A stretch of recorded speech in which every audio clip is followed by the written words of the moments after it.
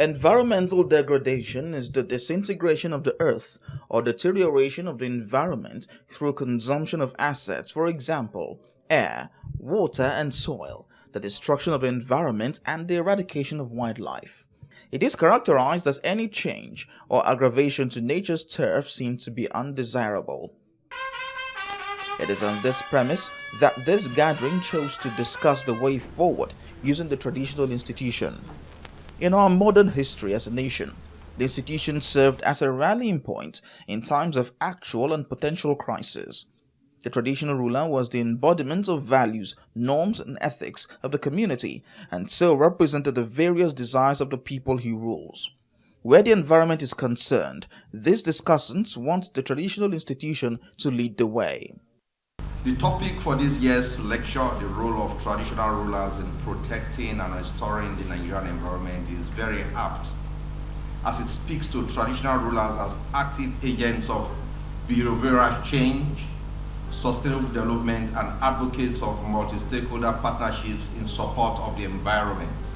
Environmental degradation is one of the largest threats that are being looked at in the world today. The United Nations International Strategy for Disaster Reduction characterizes the environmental degradation as the lessening of the limits of the earth to meet social and environmental needs. Guest speakers here call for a paradigm shift in the way the environment is treated. One, there has to be a paradigm shift in crafting action plans. These should be conceived at locations in consultations with those who have the cognate experiences to set practical targets that are also down to us. While the technical team can make their measurements, the supervision can best be done by traditional institutions, not only because of its presence, but also because of its knowledge of the terrain.